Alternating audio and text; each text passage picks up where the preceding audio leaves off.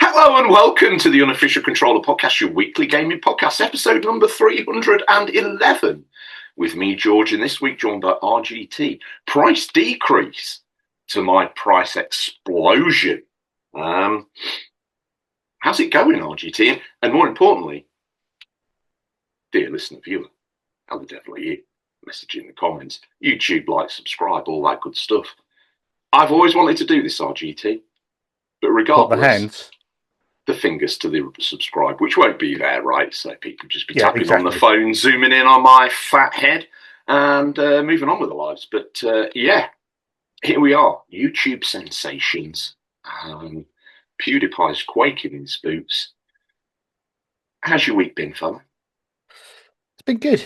Yeah, been busy. I know I always say that. It's been busy, but behind the scenes, we're getting ready for OLL. So been plenty going on behind the scenes there, and yeah, starting to look forward to it now. Only a couple of weeks away, so yeah, it's going to be good. I'm so glad OLL's back. And, you know what? I've got a little treat for you. Have you? I have. I've got some Hades treats for you. And the listeners, so there'll be a little bit of something there for them. Ooh. Just so you know. I know you liked it, and I thought, well, do I save it or do I tease it with him now? This is a man that opens up a Master System that's destined for Christmas in June, completes the full Master System library, and then throws a paddy fit at his mum because this console just ain't good enough. I mean, you might have embellished on that a little bit. That's quite not what happened. It wasn't June. It wasn't the full library, and I didn't have a wobbler. But no, I did open it early and play it, yes. That is a notorious story. I bet you never knew then that you'd be tormented some 40 years later about that one mistake for the rest of your living days. No, God, no. But here we are. Karma's a bitch. It certainly is. I deserve it. Keep giving it to me because I deserve it. Ooh. I mean the Master System comment. Before you said system, I was like, mate, this was your redemption arc.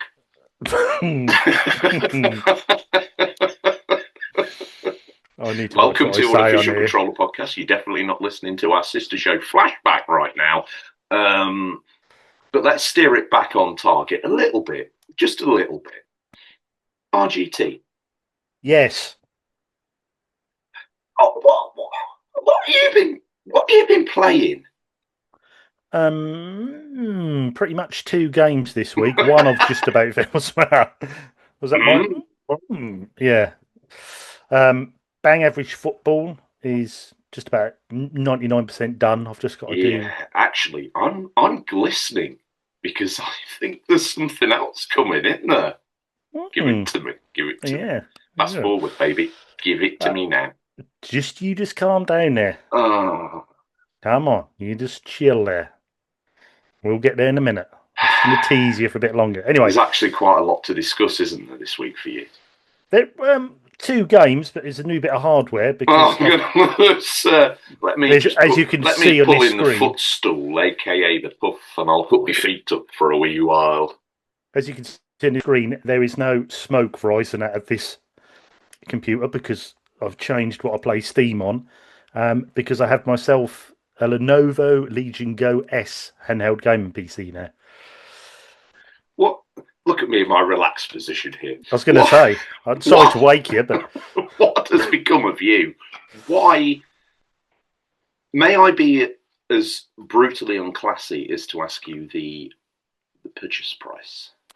It was £450. Yeah, I know. Oh, okay. How much is a Switch 2 these days? Probably about the same, isn't it? I would imagine. Christ. Have you rented your wife out, or? Yes. Right. Quite. And if business keeps going like this, I might get a Steam Deck. I lucrative. What the hell? I mean, that's one question I've got as an outsider, not knowing anything, if I may. I just want to get some of these questions out of the way that I'm sure the viewers and listeners will be having. Mm-hmm. Steam Deck versus your, what did you call it exactly? That's a Lenovo Legion Go S. So just a Legion Go S. So how does that compare to what has become the industry known bastion of handheld PCs? How does it compare to a Steam Deck? Specs wise, is slightly better than the Steam Deck. Slightly bigger screen. The reason I went with it is because I've got a Lenovo laptop, which is exceptionally good as far as I'm concerned. Very, very good. And I thought I might stick with them because the build quality and that's always really good. So I've been researching a lot on what one to get. You can get Lenovo's, which are £1,000. These things are super powerful, mega handheld PCs. I thought I'm not going in on that. I just want to go in. What's the best entry level handheld PC? So you've got Steam Deck, you've got Lenovo, but the Steam Deck's getting on a bit now. It's 3-4 years old. The tech's a bit older. So technically, the Lenovo's more powerful. It's got a bigger screen. It's got Hall effect sticks, so you ain't got to worry about your analog sticks messing up because it's got a big system to fix. So it's got Hall effect sticks, and it's got nice little touches like. Doesn't really affect me, but if you're into, well, that might do, but if you're into first-person shooters and you play online, obviously you've got your proper triggers, on the back. So for your driving games are really good. But if you're into first-person shooters, there's a little switch you flick up at the back, and it makes that a button for shooting. Ooh. So you've got little touches like that. It's got a little Diddy mouse pad on if you need to use it like that. But so that's, I presume, that's just a physical interference. It just stops it coming all the way back and registers that first travel as a button. That's snazzy. Just a little clicky button. Screen's fantastic. Graphically, I'm blown away by it in a handheld. I sort of looked at what sort of graphics you would compare it to, and it's a lot of people saying it's not far off what a PS5 would be. It's better than a PS4 Pro. It is quite amazing. What are we thinking? Series S? Yeah, I'd say probably. Interesting. Definitely, I think it's 120 hertz screen as well. And also, I spoke to my friend at work who's really into his Steam Deck, and he said, try not to get a Windows machine because there's a lot going on in the background. So it affects your battery usage, power drain, blah, blah, blah. Try and get a SteamOS machine on Linux.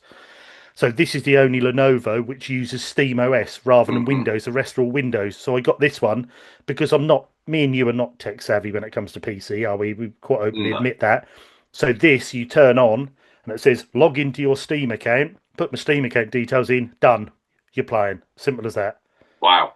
That top button on the left brings up your Steam menu and your power menu. Top button on the right brings up your settings, so you can change your frame rate and your blah blah blah, your brightness, and then the sticks glow up, and you can change like the RGB lighting to your sticks, so you can have them on different colours or lower the brightness.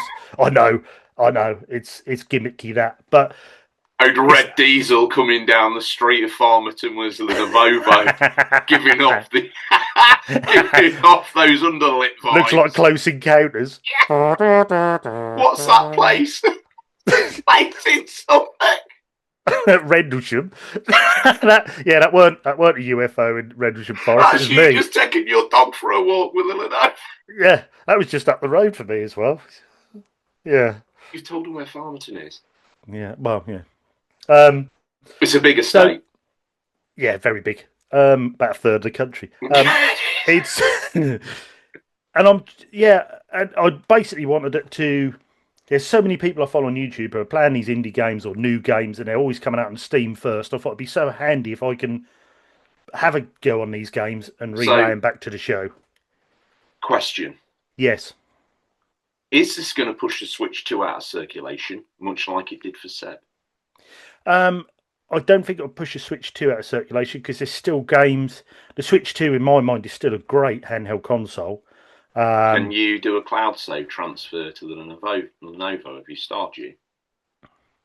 I don't know, actually. I haven't looked into that. I don't really want another Stardew account. I'm quite happy just to play that on the Switch. But I will also say it's very, very comfortable. It's very comfortable. It is way more comfortable than the Switch. Describe it to me in terms of ergonomics. Is it Portal-like? Does it have the ergonomic inverted horns that you grab onto, or is it more Switch, like a flat pad? I should have thought ahead and brought it in here to show you, really, shouldn't I? But anyway, it's very unprofessional of me. But how far away is it? Yeah, I can't get it. I'll trip over leads and stuff. So it's basically got rather. You're not wearing any trousers, are you? It's no, and it's got the grips on the back, so you feel like you're really gripping a controller. The analog makes sticks, a big difference. That analog sticks are fantastic. Buttons are fantastic. Triggers are fantastic. The only thing that worries me about it is the fan can be not noisy, but it's on, and it's got a fan port on the top and some on the back. So I'm always a bit worried about leaning it on my leg if I'm overheating it. It seems like you need to keep it up, right? That worries me. I might be wrong with that, but it's just I'm a bit skeptical about the tech. But other than that, I often felt that with a Switch, to be honest. If you were laid down in bed playing it and you just had it on the duvet, you cooked it. But what else are you meant to do? Yeah, exactly. So I'm a bit with that. But other than that, it is heavy. Sometimes you'd have to move your position a bit. It's a big old thing, to be fair. And more reason why you'd want to put it down on your T-shirt, your belly, your chest. Exactly, a duvet, a pillow. Yeah. But battery life... Saying that, one thing. Have you seen that tech gimmick called I think it's called the gaming chair. Now, bear with me, because I know you're like gaming chair, George, but it's this circular cushion. It's like a gaming cushion that's got like a grab out the top of it. Oh no, I was thinking of something else. No, I haven't seen it. And you kind of put your heavy handheld console on it, and it does the heavy lifting. So then you can just gently put your hands on it and play it. So it's been designed around some of these heavy handheld gaming devices. Send me a link. I need to find it. It came to me on like a doom scroll somewhere, and I laughed and thought, "Is this real? Is this real?" Then I went on YouTube and saw some reviews, and was like, "Okay, people saying this has got legitimacy." I can't ever imagine a time where I would use it, but you've just described a time and a place, where this actually may have some sense. So yeah, you sat on the in the back seat of the family motor. While you're being driven to some sunny holiday destination in the UK, Bognor Regis as an example, and you're sat there with this kind of bulbous mass between you, buried deep into your crotch region, with this kind of proboscis coming out of it, holding your gaming thing, couple of wireless earphones in, you're happy. Yeah, exactly, yeah. No arm make for RGT, so... Certainly not from gaming. Anyway, I tested the battery life, and that was roughly about 3.5, 4 hours. So I thought that's pretty good. I just thought the picture I hadn't noticed that you were wearing that top before, and I just thought the picture pixelated and then sort of glitched on your arms. Just the logo. Yeah. So about 4 hours. What else? I was going to mention something else then that's gone. Battery life, 4 hours. Charging time? Charging time is very quick. Right. From empty, it's like 15, 20 minutes that will charge fully.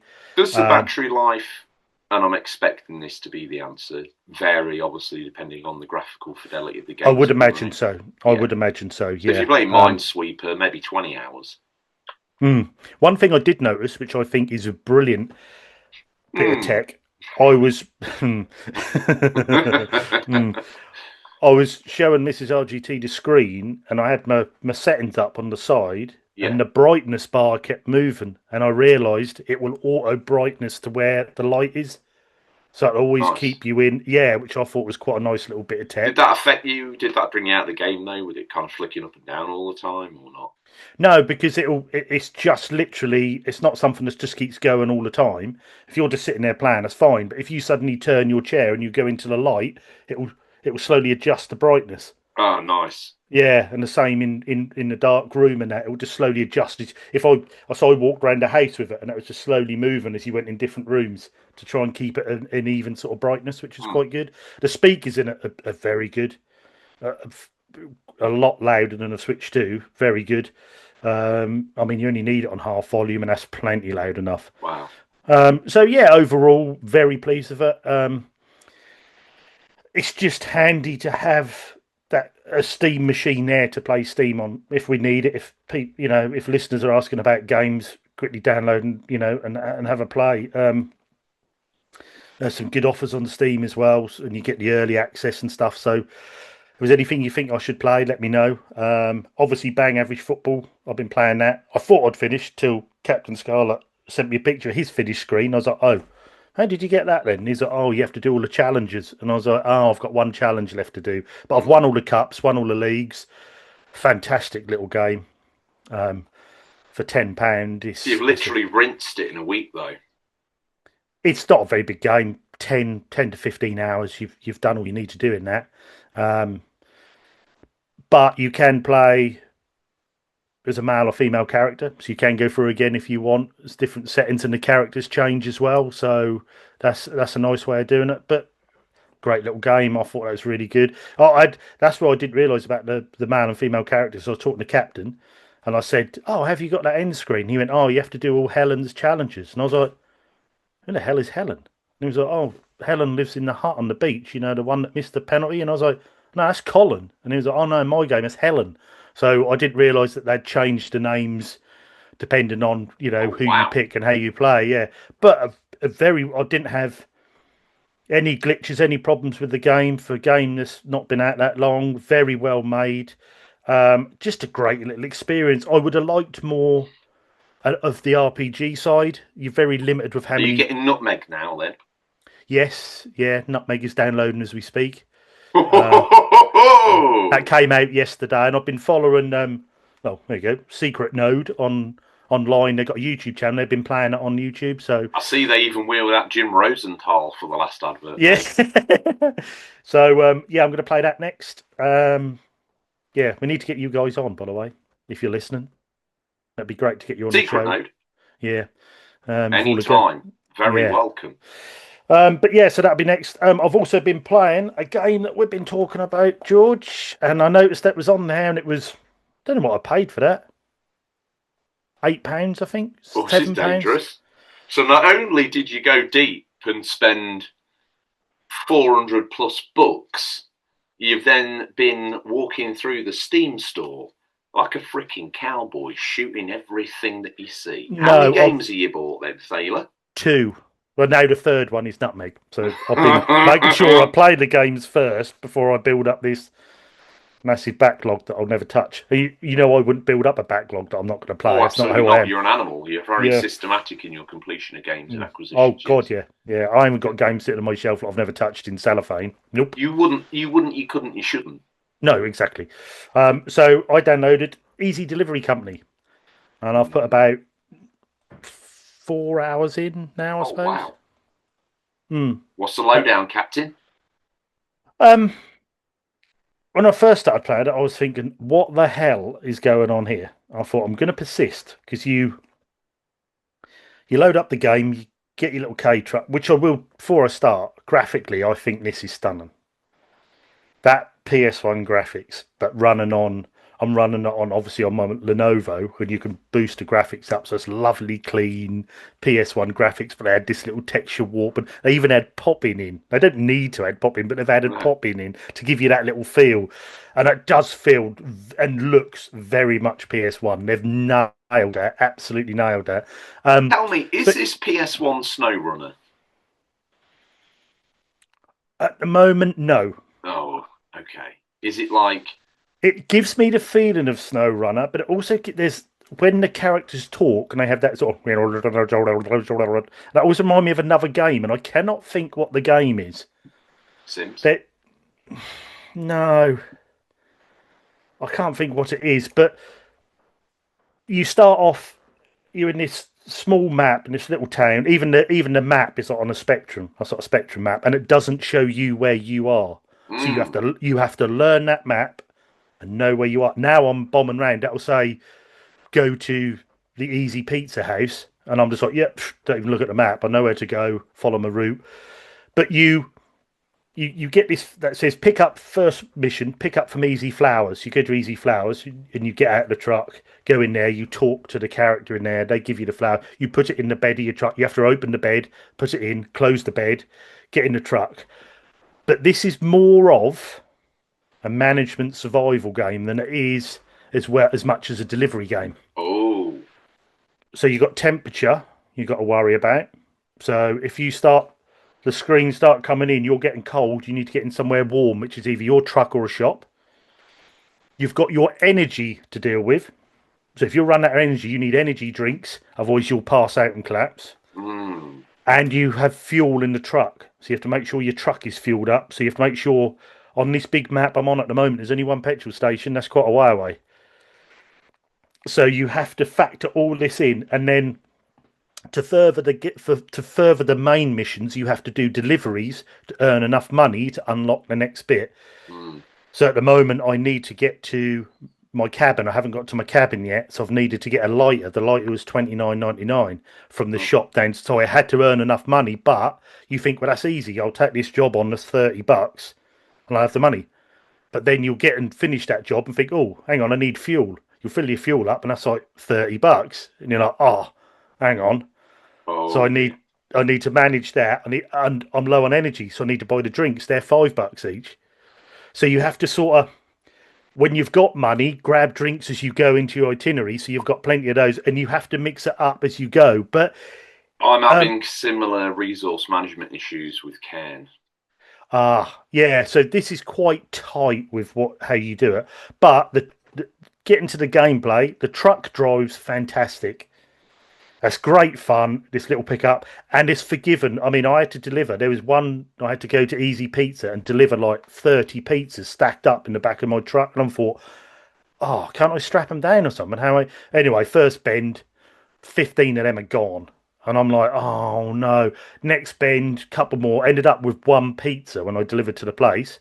But when you take it out of the back, all 15 are back. I said, don't Oh, worry about the stuff falling out. You've got them all. That's very forgiving like that. But that does this weird thing. If you pass out when you lose energy, you go into this weird dream isometric tunnel where you just keep walking round until you come round again. That's really odd. It's really like Twin Peaks sort of odd when you do it. I And like then, it. yeah. But graphically, it's really good. It plays really well. It's tough. I think you've got to put the time in to manage your resources. But once you learn the map and where you're going, it's good fun. It's quite relaxing. You know, the sun go down, you flick your headlights on, and away you go, driving in the night, delivering Mm. these. And some of them are a bit repetitive. You'll deliver down to one, start a new job. You've got to go back there, pick it up, take it to there, start a new job, go up to there, down to. It can be a bit repetitive. But I'm just trying to get enough money to move on to the next map at the moment.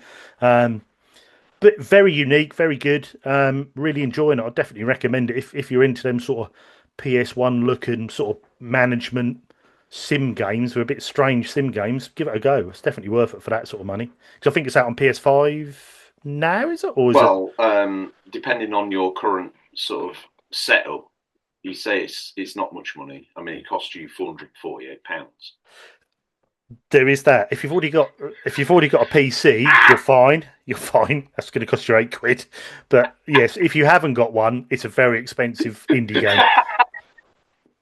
Yeah. I mean, I need to play it to the maximum. Yeah, I was going to say that's a real niche you've got in on there, mate.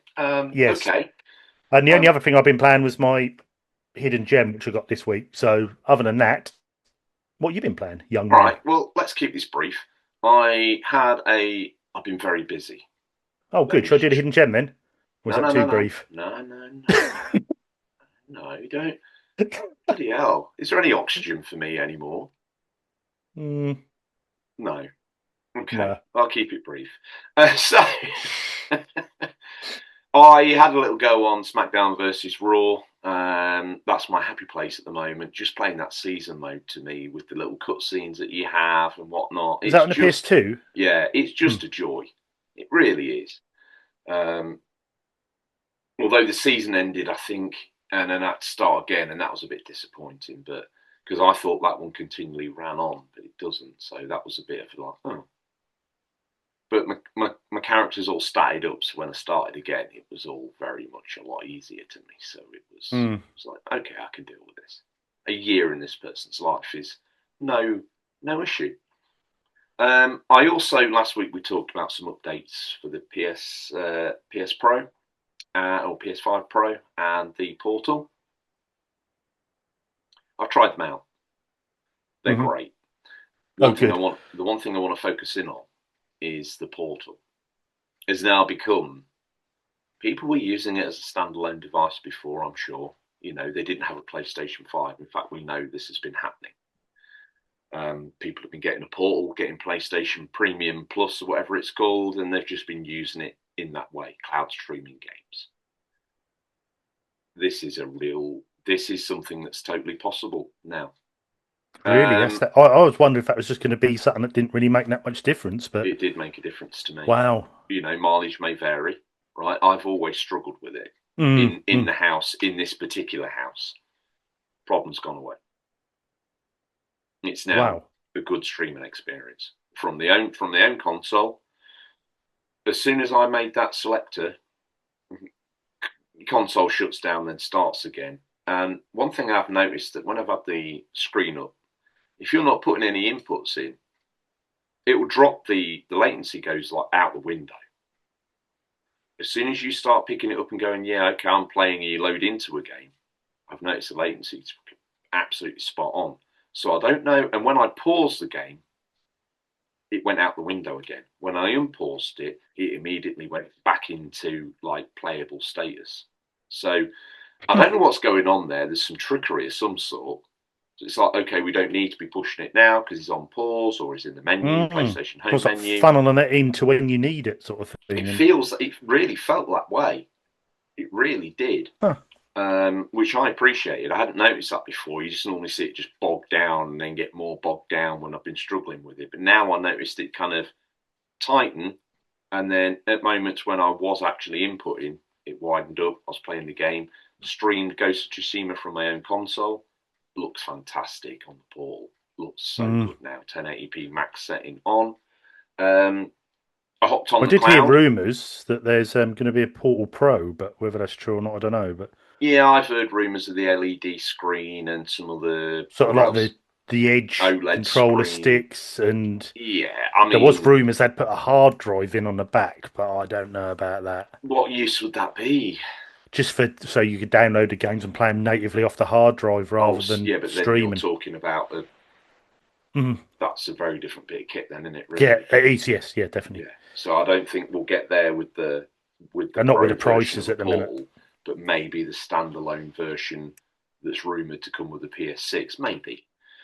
But cloud streamed Spider-Man 2 as a just to see what it was like. It's been a while since I played it.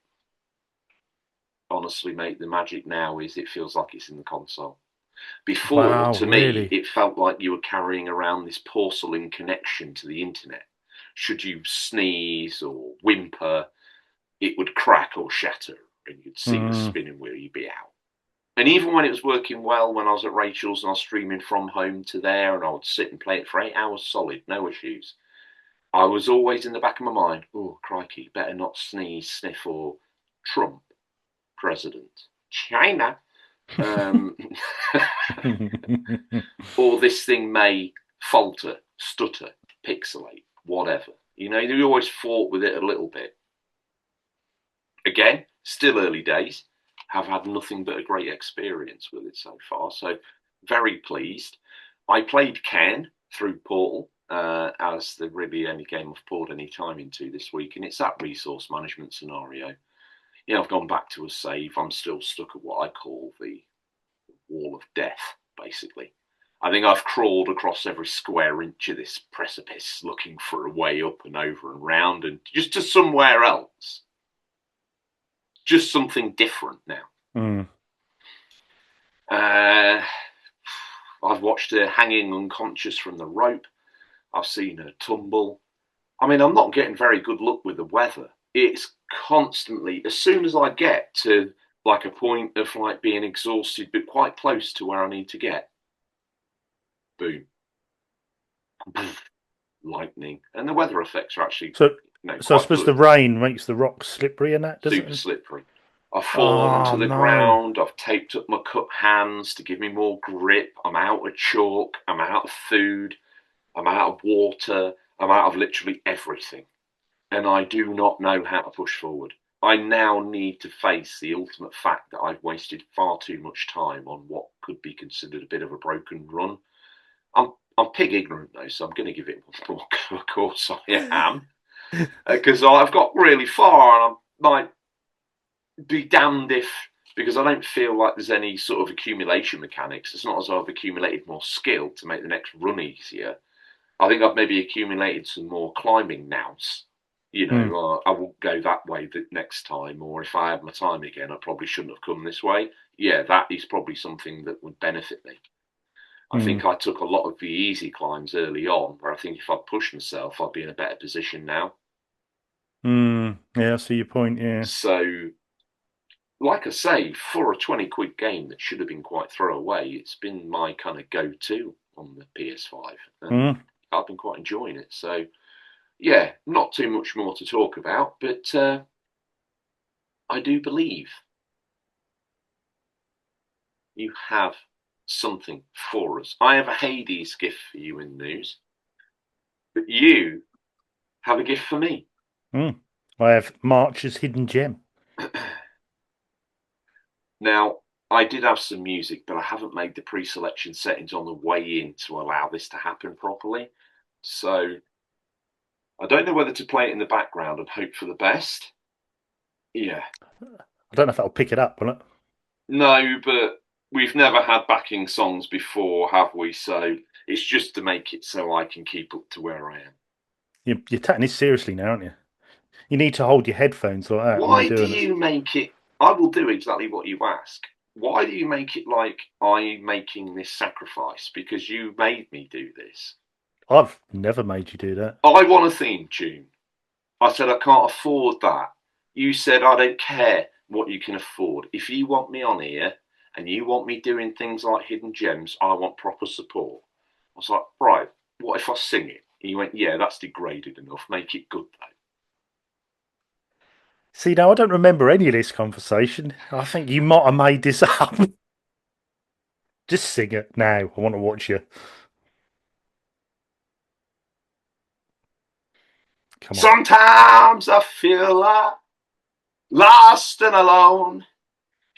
No one to talk to on my telephone. I sit and look at Jeez. piles of games. I walk the aisles of CEX, yeah.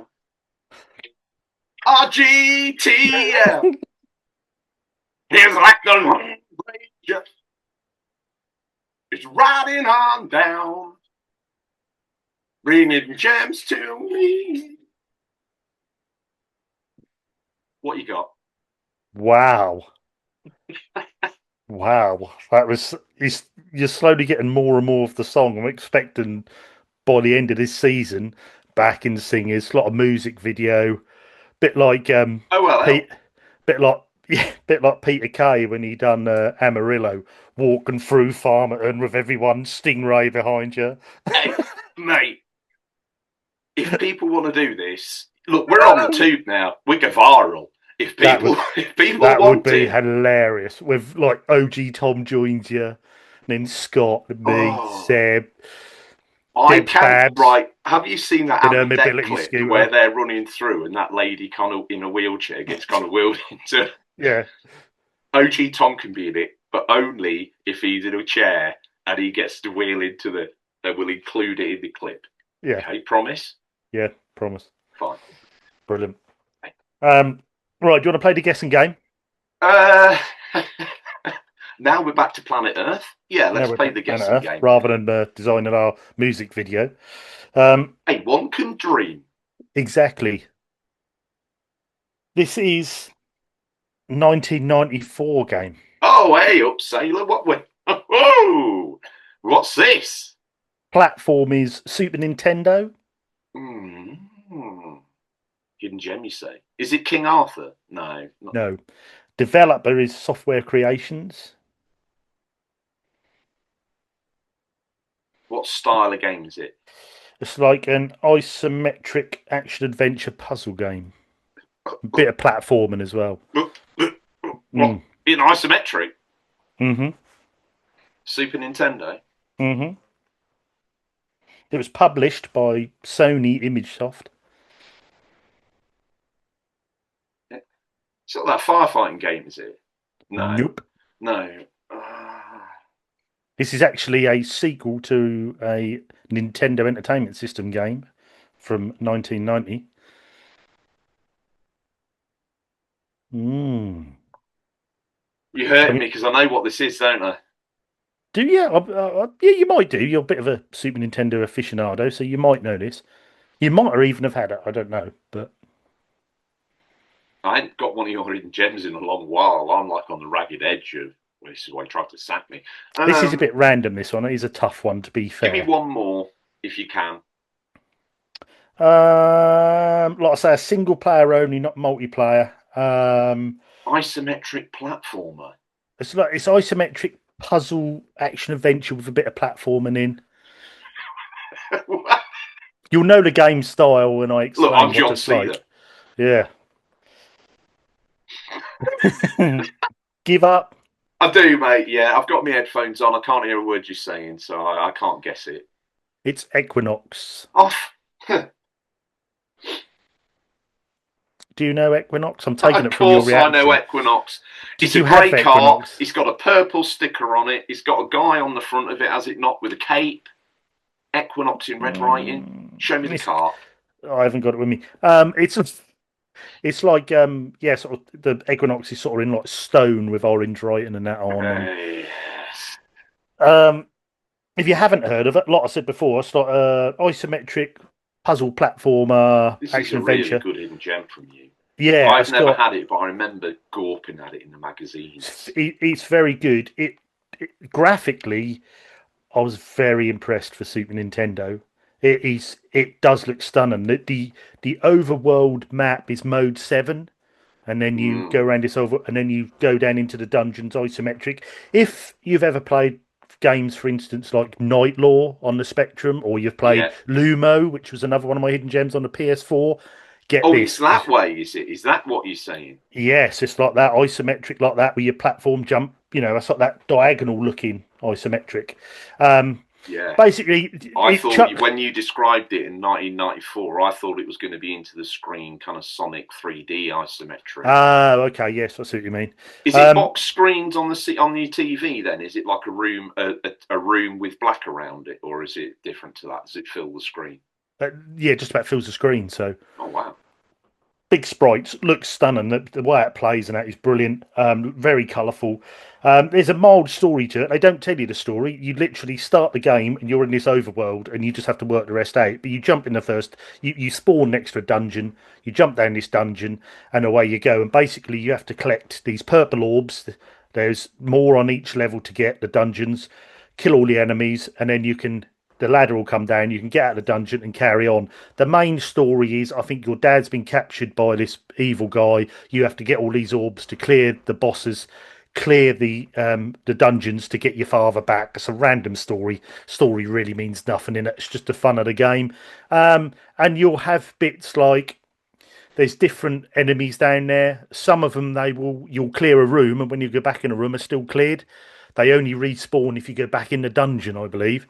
But you'll clear the rooms, find keys to unlock other bits, and it's good fun. The combat's good. You've got almost RPG select screens. You can change your magic, to change your weapons because you start with nothing, so you build up as you go. Very playable. Every time you exit a dungeon, it saves, which is a great thing on an old console. But what are you playing it on, though? Are you playing it on Retron? I'm playing it on Retron, but it does automatically save on the car if you're playing the game on the Super Nintendo. As soon as you exit a dungeon, it will save.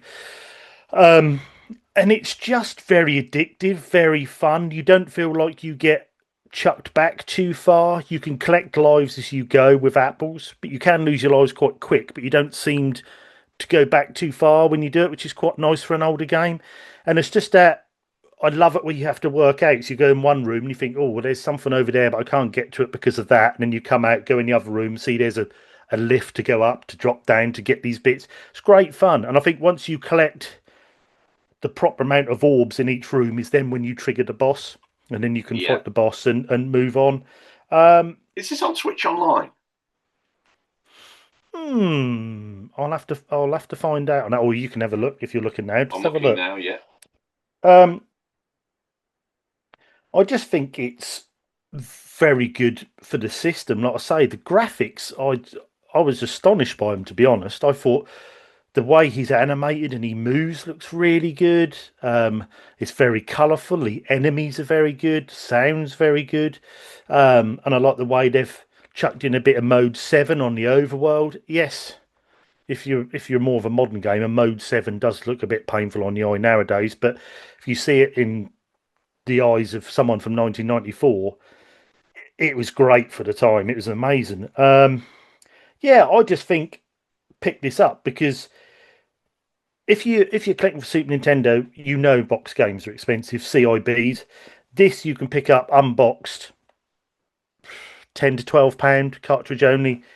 If you want this complete in boxed, you can £25. You'll get that CIB. You'll probably get a Minter for Mate, 30. I put it to So you, I called that.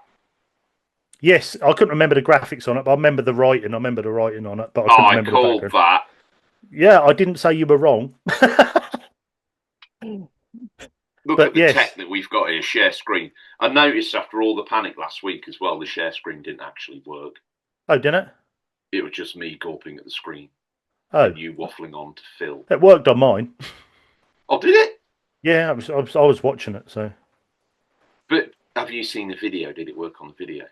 The I YouTube? don't know. I haven't watched the video yet. So, I think it did. yeah, I don't know why it wouldn't work. Maybe no, I I don't know. probably Maybe, didn't. You know, let's face it, we ain't got a clue what we're doing. no, That's why God we're no. the biggest get show in gaming. Yeah, we're recording this on a cassette tape. Um, I mean, look at me right now. I've got the light on, yeah, but it looks like it's midnight. it does. Yeah, definitely. I mean, I can't even make out any features, to be honest.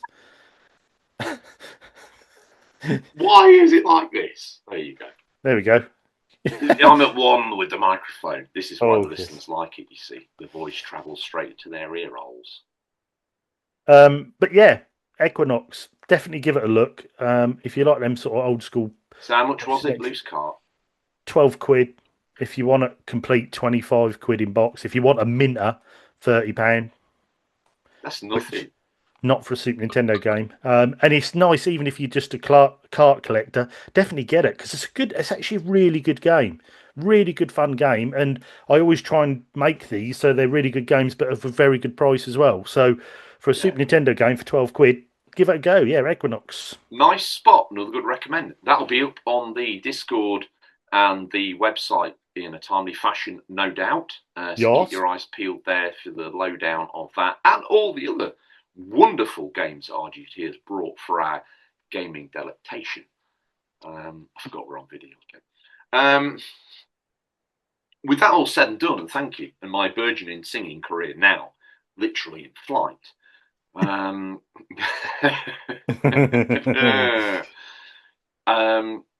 It's time for the news. We scour the very darkest regions of the internet to bring you the latest stories. First up, Stephen Tailby got in touch this week. I was walking the Whippet down the canal bank, and he's got he's split up with his missus apparently, and he's gone and got himself a canal boat. Except it's not what he thought, and it's leaking water, and I think his bilge is contaminated. So yeah, we will. We'll leave that there. But if you want to send your commiserations to Stephen, you know how to get hold of him over at Push Square. But while he was busy bailing himself Imagine out, if he gets that. Imagine if he gets a message from someone random saying, "I'm sorry, your bilge was flooded." well, you'd think he'd appreciate it, wouldn't you? Well, yeah, if it actually meant anything Sorry to to him. hear that you and your missus have split up, and I'm sorry to hear that the canal boat dreams ended up in a bit of a bad way. Buy him a coffee or something. Do something decent for him, whatever it takes, I guess. Anyway, I see you, Stephen. I appreciate you. I'll be down at the weekend with probably a patching kit. We'll get you dry. We'll get you warm. Anyway, I don't know why you put me down these. I don't know why Stephen's misfortune is so hilarious to you. Anyway, in between saving his pride and joy, Sony announces gigantic PS5 price increases effective from April 2026. Is this an April Fool's? Following a leak about the announcement, Sony's now confirmed it. It will be increasing the prices of PS5 consoles as well as PS Portal. Now, one thing these gaming companies do, RGT, is release the news late on a Friday, so by the time Monday comes around, no one's talking about it. Well, here at the UCP, we fight for you, the viewer, the listener, and we're not going to let them get away with this. Because guess what? Starting on the 2nd of April, RGT, the RRP on the PS5, PS5 Pro, PS Portal devices are set to go up quite significantly due to continued pressures in the global economic landscape. Here are the current prices, first of all, and then I'll read out what they're changing to. So a PS5, right, straight out the gates, $549 right now, £479 and €549. Guess what? Come April, you're going to be paying $650, $570, or $650 for the base PS5. Your digital edition, currently right now, you can pick it up from as little as $499 US dollars, $429 Starmer pounds, and 499 Macron ponies. They're now going to become 599 trumps, damn near 600 trumps, 520 farmers, and nearly 600 Macrons.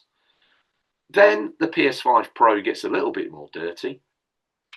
It's going to cost you pretty much 750 trumps, nearly 700 farmers, and nearly 800 Macrons. Come the price rise, it's damn near 900 trumps, 790 Starmers, and 900 Macrons. But then the Portal goes from 199 trumps, 199 Starmers, 219 Macrons, to 250 trumps, 220 Starmers, and 250 Macrons. They say this, we know that price changes impact our community, and after careful evaluation, we found out this was a necessary step to ensure we can continue delivering innovation, high quality gaming experiences to players worldwide. For comparison's sake, we've just done the comparisons, but this sort of price hiking is unprecedented within the game's hardware. In every generation, the cost of a console has always gone down over time. For PS5, it's been the opposite. Sony mentioned the global economic landscape is to blame, and it can be largely be boiled down to ongoing tariff-related matters. In the US, RAM is now also at a premium. Shortages caused by generative AI companies have driven the prices sky high.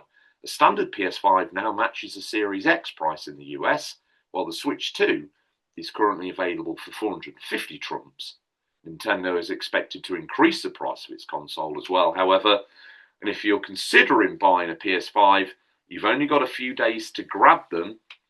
Get yourself over to Amazon in the US or in the UK or in Macrontown and grab one as soon as you can, because they've still got the old RRPs listed till the 2nd of April. So whether they're expecting an Easter bump by getting a load of old stock gone because people are terrified that they might need to find another $100 out somewhere, RGT, or what's going on. And my last bit of framing before I throw it back to you, sir, is Sony have quite famously already made a big crow about they've made more money this gen than they have for all subsequent generations now together and stacked up in a pile. And they still need more money? What's happening here? I think they've mopped up a bit from the others putting their prices up, especially Microsoft has had sort of three increases, while Sony hasn't. So a lot of people have jumped to Sony for various reasons. And I think they've cleaned up a bit there. And I just think they're thinking, well, everyone else is putting theirs up. Let's cash in. I think also they're saying there's chip shortages. Probably is to a certain extent. There's going to be, not yet, there's going to be. But I also think they're all preparing really for the state of gaming to come. I think they're trying to get as much cash in the bank as they can now, because the landscape of gaming is changing weekly at the moment. I mean, I don't know, this generation, are you the same as me and you've bought nowhere near as many PS5 games as you have PS4? I'm nowhere near. I'm about a third of the amount in the same time. I've picked up a fair bit, but a lot of it is, if I look at my PS5 library, a lot of it came from launch when I bought like the director's cuts of different games and bits and bobs. But actually, when I look at the length and breadth of what I've actually bought and have been actively playing, the window's super narrow, mate. And it, like I say, the gaming landscape has changed. I still think, although neither of the big three will admit it, we are in a crash, especially console crash. I'm not necessarily saying PC crash, but console crash. We're on the verge of one, or in one. Microsoft is not sure what they want to do. They're sort of chucking things out until it sticks. Sony have took their finger off the ball with trying to do the live service. We've said this 100 times, I know. Now they're trying to backtrack from PC and bits and pieces. Nintendo started really well with the Switch 2, but that's being absolutely outsold by the PS5 in gangbusters at the moment. So no one's where they want to be, apart from PlayStation with sales figures, but no one's where they want to be or should be. You know, Sony now should have loads of first-party exclusives under their belt. They haven't really had that. No. Microsoft should be, Series X should be, and Xbox Games Pass should be absolutely bombing it as the place to play if you're a digital gamer for a service. That's not happening. Nintendo should be still selling gangbusters as a Switch 2. That's not happening. There's gangbusters. Don't let you get away with it, could I? No, I thought I had for a bit there. Edit that out, Phil. No, leave it in, Philip. Yeah. Don't you dare, pal. Gangbusters. There we go. Gangbusters. I've just done that again. I went gangbusters, Phil. Gangbusters. I thought you said gangbastards. No. Busters. Oh, really? Yeah. But anyway, it's a very changed landscape, and when you're buying one of these three consoles, you're not really sure what you're buying into. It's really strange. The Switch 2 hasn't got a massive library yet. I know it's, a year old, but they seem to be concentrating more. Yes, was it March last year it came out? I bet it was. Yeah, I think it was about March. So they seem to be more concentrating on beefing up the Switch library because there's so many of them games, but there doesn't seem to be too many of the Switch 2. And like I say, Sony, although it's predominantly my main console, I very rarely buy a physical PS5 game, let alone digital. I very rarely buy one now. My Xbox Series X is probably going to go. I don't use that at all, apart from playing the older games. I mean, I keep humming and hawing to keep it as to play the older games on, but it's not as many as you think are on backwards compatibility. Yes. No, I know they've said they were going to reawaken that, but I'll be honest with you. Fair play for having a go, but let's face it, it's a sham. Yeah, it's not as many as you think. I think unless you read the small print, you're skipping home with your random copy of Big Mother Truckers or something, thinking you're going to be able to play it in your Series X. Well, hold on a minute there, fella, because I guarantee you, it ain't going to work. Community correction. Big Mother Truckers is actually one of the only backwards compatible. All right, fella, just pick one of the other games of the many thousands that aren't listed. That. Yeah. So, yeah, I don't know. I was thinking of this yesterday. I was looking at my consoles, thinking it feels a very strange landscape.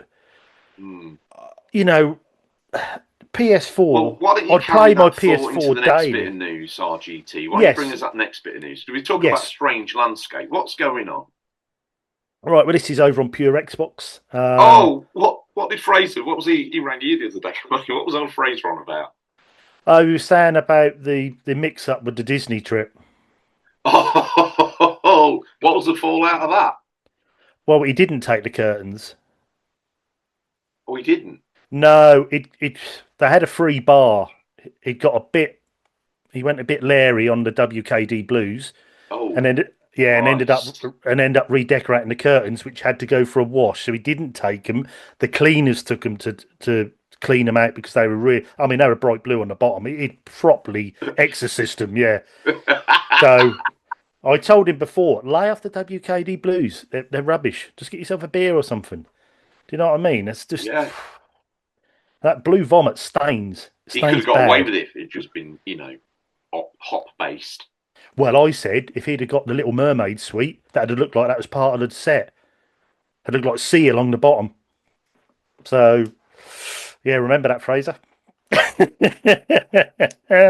Next up, anyway, he said, The idea of Fraser so wasted on a Disney cruise that he's pre-booked the Little Mermaid suite because he knows he can get away boffing up in there. Absolutely unreal. That's slanderous, that is. You'll catch me saying out like that. anyway, sorry, Fraser. He goes on to say, What are you saying sorry for? He's got his deposit back. well, it's true. Um, Microsoft issues statement on why This Is an Xbox campaign has been retired. MS spokesperson confirms it's been nixed by the new Xbox boss. God, that's a mouthful. Hey. Ooh. Yeah, let me just carry on. I'll stop you there. Nope, not on my watch. It's a, it's official, folks, following a report earlier this week that suggested new boss Asher Sharma has directed the scrubbing of This Is an Xbox marketing campaign is now being confirmed by a Microsoft spokesperson. We don't know who the spokesperson is, AI, but they responded to Windows Central with a very short statement mentioning the campaign didn't feel like Xbox and that Asher Sharma is leading a reset of how we show up. Here's the statement. Asher retired. This is an Xbox because it didn't feel like Xbox, a Microsoft spokesperson explained. She is personally leading a reset of how we show up as a brand. If you haven't been following it, This Is an Xbox refers to a controversial marketing campaign Xbox first debuted in November 2024, highlighting that you can play Xbox games on a PC, on your phone, through the cloud, on smart TVs and various other devices. The campaign was an elaborate one and that's still getting pushed a few months ago. We're assuming Microsoft spent quite a lot of money putting the message across. Nevertheless, it has only ever seemed to aggravate Xbox's most loyal fans, and rumours of its demise recently have been met with praise for the most part. Now it's official, Asher Sharma did indeed make the decision to retire the campaign. Only the campaign, though. Yeah. Um, I think that's a wise move. I think she seems to be literally she's probably got a whiteboard up and saying what is everyone moaning about Xbox about and literally ticking Mate, off by going back on them, let which is a me good just thing. let me say this right now. If Asher carries on like this, I will end up wearing a T-shirt of her. Wow. The great hope of Xbox, Hmm. because I know I said a week or two ago that all this good news, but Xbox, you normally say it's only been XYZ days since their last disaster. Well, we're running at an all-time high right now. Hmm. Asher has seen us through probably 100 days of no F-ups. It's unbelievable. That's true. That's And true. she keeps swinging for the trees, this girl. Yeah. I know they don't like this. I know you said about the whiteboard. You're right. Quick wins. Dash. Hmm. Can this? Also, can this maybe possibly funnel some money back in as well? Because Yeah. you're paying for ongoing ads. Maybe there's a contract where they've had to just shed the money. But maybe there's an option where they didn't renew. Hmm. which is a possible, which is great. They made the creative, so all they're buying is slots. Maybe there's some money back for that, which is good news for the brand, because they're not cheap. Mm. And if it's not working, why continue with it? The one thing I'm glad about is, and you might be like, oh, George, really? That they've not canned the idea, because there could have been people that did buy into this campaign that's been running for getting on for 18 months, where they've doubled down on using their smart TV or their cloud phone or whatever it is to be in the Xbox ecosystem. I know we're counting those people probably on this many fingers, right? But they've not walled them off, which is good. They've not stadied them, which is. And also, I think where the problem was, in general, the idea of being able to, if you're a casual gamer and you fancy playing an Xbox game and you're able to play it on your TV, it's amazing. It's brilliant. The problem was Phil Spencer and everyone turned this into, we are this is an Xbox, and then the consoles took a back seat. I tell you what, it needs to be the other way around. You need to be a console developer that in the background, if you want to play on your TV, you can. You don't shout it, but that's your main point. Let me pitch the scene for you, right? You're a dad at home, you're listening to this and you're thinking, oh, crikey, let's set the scene. Let's generalise. Stereotype. You're in your 30s, I don't know, from Middle England somewhere, Leicester. Let's focus, let's say Ibstock, right? You want a gaming device, you can't justify it, you can't find a reason. Have you got a smart TV? Answer, yes. Can you get hold of an Xbox or a Bluetooth controller? Answer, yeah, quite cheap. Can you get onto Games Pass for £1 to give it a try? Absolutely you can. This is your way into gaming for, I know we said about the Lenovo, that easy truck driving delivery game ended up being £448 actually in the end. But to get on board and start playing games on Games Pass today through a smart TV, potentially Xbox controller, non-gen, 40 quid, and then Xbox deal for 3 months, tenner, 60 quid, and you're into a slew of some of the biggest games. So I've never been anti it. I just, as you said and as Asher has mentioned, it felt like that was all they were about, didn't it? It felt like they'd canned everything, no consoles, nothing anymore. Everything is an Xbox going forward, and that left a 20-year legacy gaming history of gamers that have supported you. Yeah. Feeling, just completely rejected or forgotten about. Yeah. And I think what she's doing here, I think she's doing it where it will be burbling in the background, and their hope will be with this Helix coming out that people are going to go on their TVs, like you say, someone who hasn't gamed for 10 years now has a bit more free time. I'll give this a go. My mates let me use Xbox controller for £1. I'll do Games Pass. Exactly. He'll play, but he'll end up playing 3 or 4 games for a month and go, right, I'm getting a Series X. I think that's what they're hoping. Hey, do you know what? That's no filter them in, though, is it? No, it isn't. And I think that's the idea. And that's what it should have been. Hey, no, I tell you what the route map is. You dip your toe with the Series S first, because you're like, well, I'm not into it. I don't own any of the games, but this would allow me to at least download them for when it gets a little bit dodgy with the internet. I'll use a little bit of signal. I've got that satisfaction. I'll tell you what, for Christmas, I'll ask the wife for a Series S. Throwaway money. Boom. Easy. Yeah. And then next Christmas, Series X. They've lost a lot of people from the ecosystem, and I think she's trying to do full circle and gather them people back in. And if them people have gone to PlayStation aren't going to come back, where's your next market? The casual gamer.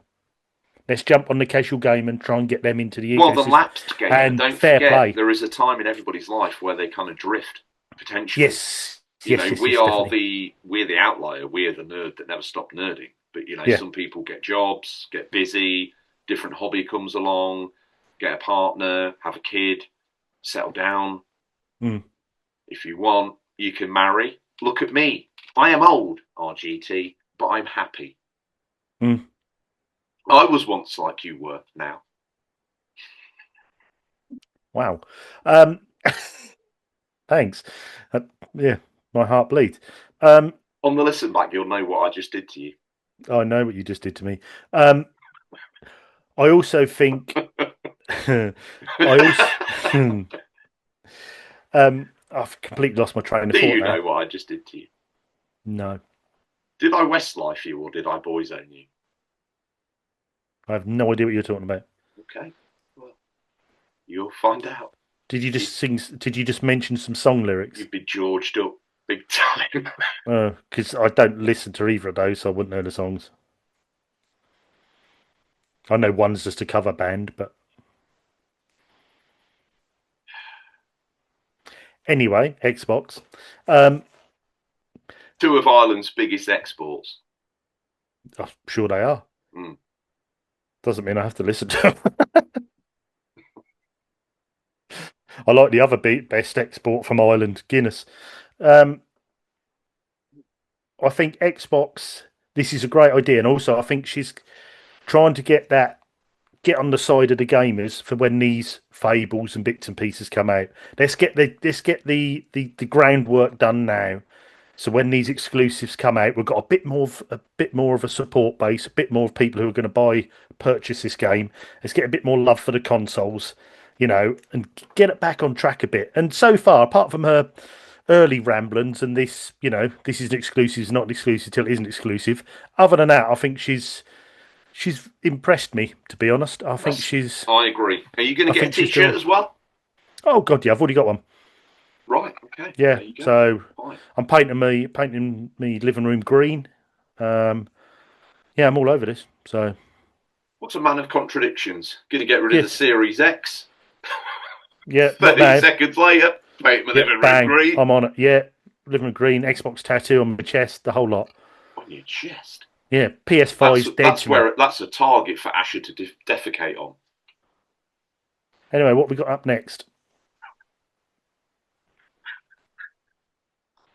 Can we? Are we overdreaded that out, Phil? Yeah, yeah, just tease a little bit. Yeah. I love how you're just like, nah, no way. Okay, well, let's see Yep. what you do with this. Because you wanted news, so you wanted a gift, and I've brought you it. Guess what? What? Liam Doolan. Mm-hmm. Guess what he's been up to this week? I'll give you two guesses. First one. Pub quiz. Close. Second guess. BMX competition. So close with both of them. Damn. He's actually been working at his local SEAL centre. Yeah, I wasn't really close at all, was I? He's been nursing a seal cub back from the edge of death. I wondered where that was going for a minute and thought I was going to have to intervene on that. No. When you said nurse and I was like, right, I might have to cut in here quick. he's been nursing a seal cub back Has he? from the ragged edge. He has. Yeah, because he's been finding, he said to me the other day, he said, you know what, gaming's all right. Gaming journalism's one thing, George, but I'll tell you what, I don't get any sense of self-worth from it. I was like, okay, Liam, that's okay. What do you think you can do I want to volunteer. So you live near the coast, why don't you go to that seal sanctuary? Do you know what? It's transformed him.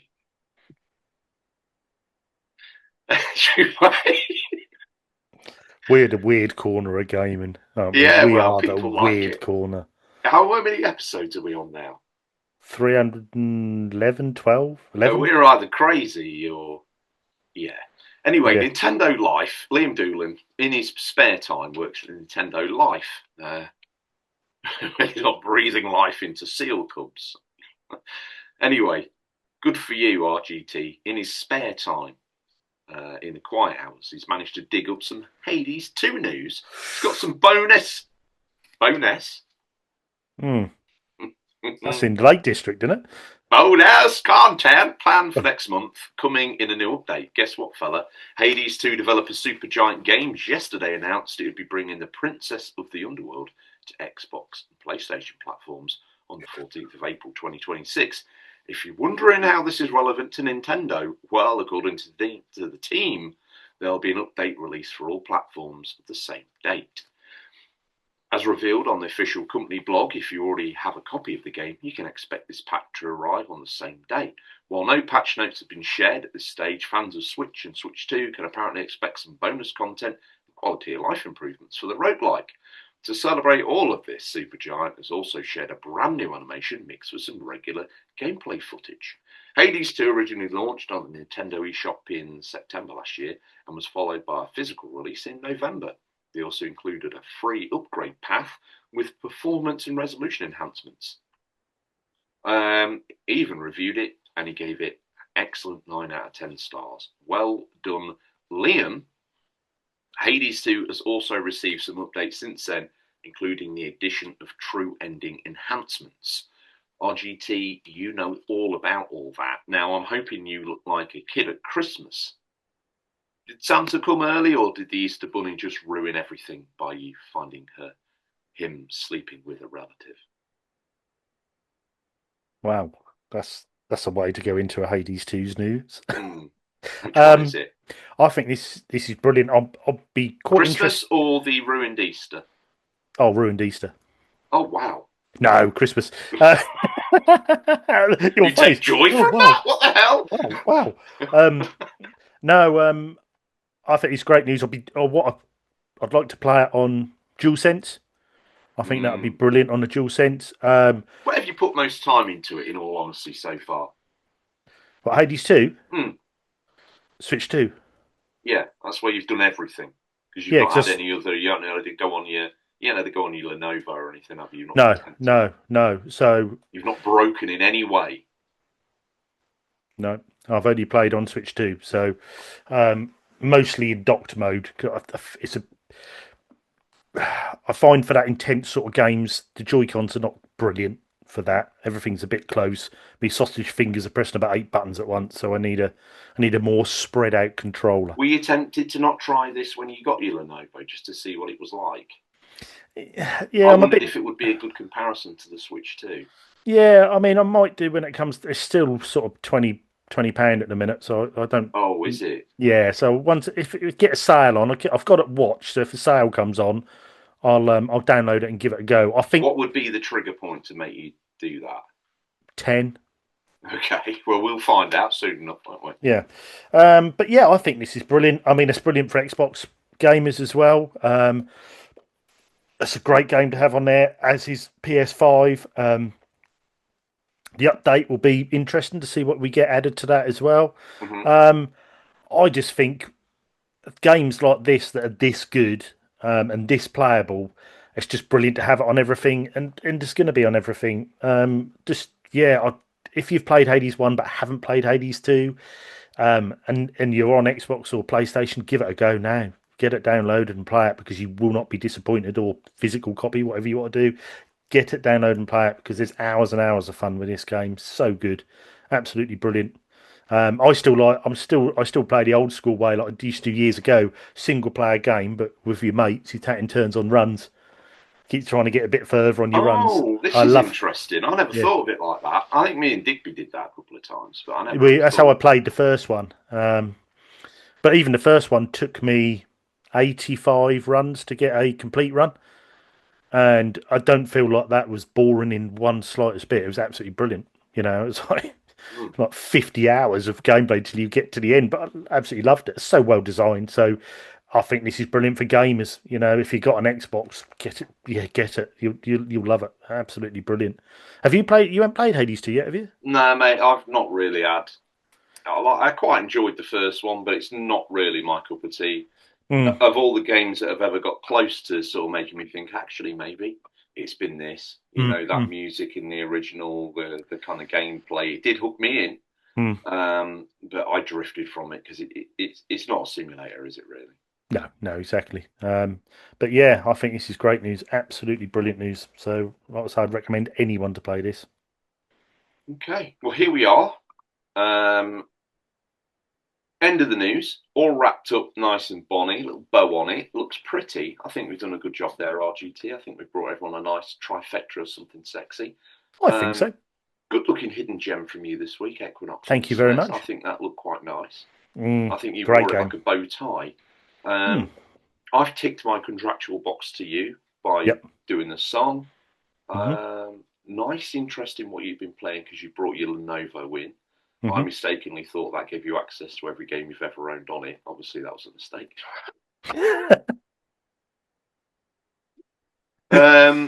And then we now flow into what I can call the housekeeping section. What have you got for the table here? Because we want to talk about an event that's coming up very soon, don't we? If people want to meet us in the flesh, as if this prostitution of video isn't enough, they dragged us off the audio feeds where we've been happy for years. They brought us onto the YouTube because they want to look at our faces, and now, God forbid, they want to meet us in real life. Apparently, which is For scary. the how many number at time? I'll be honest, you're going to be disappointed, but we're going to be. I thought you said I am. I'm like, no, I will not be when I meet everyone. No. I'll be very happy. No, we will be, but they're going to be. Fundamentally. Oh God, yeah. They'll sort of go. Oh, is that? Oh, geez. Okay. Wide berth. They might like some of the ephemera. Yes, we're going to have a nice. We always try and do a nice display there, so we're going to have bits and pieces. We've got a little. I won't say too much. We're going to have a little bit of a maybe a little bit of a competition going on there. Let's face it. We were going to keep this secret, but you know that Jeff Goldblum shot where he's sort of laid back with his chest wig out. Mm-hmm. We'd actually got RGT to recreate it. So that's going to be the back. Well, apparently Jeb's 24 kicked off because we wanted a backdrop. Look, we're in legal wranglings. We will persevere. We will try and get it. If we can't, if RGT can't get it up on the day, fine. We'll work round it. Anyway, we've got a bit of a competition on the day. So we won't tell you what it is yet. You'll have to come over and see what it's all about. We've got some prizes to give away. We'll have a nice little display there. Come and have a chat. Come and say hi. You can't miss us. We'll be walking around in the Goonies-like T-shirts. But yeah, come and say hi. Might even have a documentary crew. You never know. But this is at Epic Studios in Norwich on the 11th of April. If you haven't got tickets, go and grab your tickets over there on OLL's website. Very easy to do. And we've done OLL before. I've visited OLL previously before, being on the podcast. John and his team always put a fantastic show on. I mean, I've been to many expos now, and I still think OLL is one of the very best. Mate, I think it's television. We're on telly, aren't we? I don't know about that, but a set of studios. I don't think you're going to be standing there next to Violet Berlin and Andy Crane. I won't get to your hopes up too high. Dominic Diamond's there, by the way. So it's on telly if he's there. What channel? 5. I just completely made big that time. Nestled between a military documentary and one about heavy haulage recovery. Welcome to Channel 5. But yeah, go check it out. You can get VIP as well, so you can get the after party. They have Level Up Leroy there. If you haven't seen Level Up Leroy before, he goes all over the world doing celebrity shows. He's very well known, and he does a DJ set with the video in the background. He'll mix Back to the Future, he'll mix the Goonies music, and he's got all the shows playing in the background. He's brilliant. So the after party is well worth it. And it's just a great show, from everything from playing on consoles to on the day competitions to stage bits with Dominic Diamond. Just come and say hi. It's a great day out. No, they wouldn't let me this time. Am I going? No, they wouldn't let you this time. Is Scotty going? No, they wouldn't let him. No, we'll all be there. So yeah, definitely me. Is OG there? I hope so. Is OG coming? Should we text OG now? Text OG live. Are you coming to OLL? Your fans want to see you. He won't answer. They want to stroke the game in Barnet. Okay. All right. You Phil, I'll message. Oh, sorry. I thought you were saying I was Phil the editor. You Phil, me message. Yeah. Yeah. More like a Tarzan type of rapport. You Phil, me message. You want to be grateful I didn't call you Jane. Right. Well, yeah. But yes, so come and check it out. It's in Magdalen Street in Norwich, Epic Studios, 11th of April. I think there's Epic Studios fully equipped, so I think there's food and drink and bits and pieces there, including a full bar. So is it the 11th of April? No. 11th of April, yes. There'll be cosplay competitions. There'll be gaming market there if you want to get some pickups and bits and pieces. I mean, There's like Norwich Retro Gamers there, Norwich Amiga Group. There's the VR escape rooms, and Mortal joysticks. Yeah, so there's a lot going on there. They're always really well organised, always great fun. There's going to be panels there as well, so you'll probably have people like Ashens and bits and pieces there. So yeah, come and check it out. I think you should be getting a full lineup. They should be displaying a full lineup probably next week. So you'll see that we're on there and whoever else is going. So yeah, come and check it out. OLL 11th of April, Epic Studios, Norwich. Excellent. Yes. I got a bit panicky because I feel like I've just probably randomly booked off a completely wrong. Yeah, you've booked off like 17th of November 2029. Thing is, that's and you'll be standing at Epic Studios in Norwich going, where is everyone? Well, the world's ended by that point as well. Yeah. Yeah. Shiner, what else do you bring to the housekeeping table? A bottle of Pledge and some Jif? As always, but also go and check our website out, unofficialcontrollerpodcast.com. I know someone said the other day they couldn't find it. It's a bit hard to find. They were passing on our details to someone else who was interested in the show. A guy I knew years ago, and they couldn't find it. I said, if that's the case, because it's a bit down the algorithm, if you put unofficialcontrollerpodcast.com in your search engine, don't come out. Put in Unofficial Controller Podcast website, and it will come up. So you can do it like that. If you've got anything you want to say, up the algorithm, guys. What the hell? Yeah, exactly. Get this up the algorithm. YouTube, don't forget, like, comment, subscribe. Join in the comments down below. I mean, we always say come and chat on the Discord, or we say questions at unofficialcontrollerpodcast.com. Just everyone move the Discord to the comments page. Ask each other how you're doing. Just turn that in the latest show's comment section into the Discord. How are you, mate? Yeah, I'm good. Just have the full chat on there. I don't care. Yeah, so we've got pump it up. Yeah, our videos are doing well at the moment, so that's good. We've got our TikToks doing well at the moment. We're releasing little videos on there. We're releasing YouTube shorts as well. It's been busy time at UCP Towers. I mean, I think Captain Scarlet has probably blown all the numbers off his keyboard. Do not wake the sleeping audio giant and drag him onto YouTube, because he will hunt you down and he will kill you. The war chest is full. Oh. We're coming for you now. Oh yeah. Yeah. I don't think we have wrecked everyone over on the audio.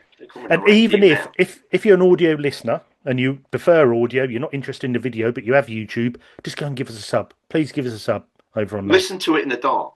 Yes. I know. You know. Yeah. Turn the screen off. Yeah. Something like that. Yeah. But just close your eyes. Give us a sub. There you go. There's a low tech way of sorting it. This is how I would do it, RGT. I'd watch it with my eyes closed. Because I know loads of YouTubers say this, but it's surprising that we're getting so many more views on YouTube. We're not getting the subs, so people are doing it, but they're not subbing. So if you're one of the, I mean, I think the latest videos. If you've listened this far and you're one of the new sort of great and unwashed, do us a favour if you do nothing else, because the show's free. We know what you're like. Take advantage. Oh look at him. He's all the Bombay mix. I've not even ordered anything. All we ask is for a like, or dare I devalue myself any further, maybe even a subscribe. Yeah. It costs you nothing, but you know what? It makes us feel a hell of a lot better about ourselves. Because I tell you what, right now, it would be super helpful for us. Yeah, it would. It makes a massive difference getting those subscribers. We've got a big thing going on the audio, and we would love to be able to replicate that over here on YouTube. Unfortunately, we've got faces for radio. Which probably explains the success and the abject failure of the video. I've had facial reconstructive surgery in a bid to help in some way, and I'm currently in the process of having all my teeth removed. And according to last week, I am roided up. Oh, mate, that you know. Which is a YouTube short. If you look at the short, that was quite funny because you have got roid rage. Yeah. For some reason, I did look very similar to the Ultimate Warrior, which was quite strange. But no, well, when people see, obviously we have a shared bathroom here, and I've seen you hopping out on the tripod from the shower, and I've got to admit, the upper body is pretty chiseled, sir. Yeah, the old Warrior's got nothing on you. where you whip that tail off, and I saw all those veins. I was like, bloody hell, mate, you want to simmer down a little bit? We're going at it a bit hard. All those juices and the rage and the roids and whatever else you're doing in there. I don't want to see it no more. I just want you to kind of relax a little bit, go back to your usual kind of self, a little bit more kind of, relaxed. Should we do the subs list? Yeah, have you mentioned the Discord, or did we rest it? Because we've asked a lot this week, haven't we? We've told. Well, yeah, just if you are. No. Rest it there. Okay. Let's do the sub list. But what are the tiers for the subs? What they're going to get and how? How's that work out? Oh, you always catch me out on this. The tiers are T-shirt. You're always going to get one of them. Apparently so. That's my Georgie bonus right now. If you sub right now, you're going to get a full price T-shirt FOC for as little as $3, right? But your standard ones, you get read out on every show. You get the new thing which we're doing, which was a Zoom call, but we're changing that, and you get access to Unglorious Chat for $3. For $5, you get those 3, and you get a bit of yearly art merch. For $8, you get those 4, but you get a mug. And for $10, you get those 5, and you get a T-shirt. So basically, for the $10, you get 3 different things sent to you each year with different artwork on, and you also, because it's coming up to that time, where we do the yearly merch run. Yes. For people. How would people this year like flashback merch? Let me know. If you want flashback merch, so if you want your mug with flashback on, or if you want your T-shirt with flashback on, or if you want your art merch with flashback on, let me know. And we can get them as soon as OLL's done. We'll get the run of that. So I'm trying to get in early on that. It's normally April, end of April, we get the merch out. So yes, let me know if you'd like it. Hang on, do we need new? We're not into a new season yet, though, are we? We don't need new cover art, do we? No, and I don't think we need to be changing that cover art. It's too good. That cover art is too good to change. I think we need to, keep that for a while. But because we've got the second show, I was a bit like, yeah. No, everyone's got video. Everyone's got the UCP merch, but for this year, because we always send different stuff, how about we do flashback? Let me know. Comments on YouTube if you're a sub member. Do it on the Discord if you're in the Discord. Question at Unofficial Controller Podcast if you're a sub member, but you're not on any of those. Let us know what you think, and I'll go with whatever you guys want. So, right, we better get on with the subs list. I'm ready when you are, pal. First up. We have the man whose keyboard has been on absolute fire these last 3 weeks.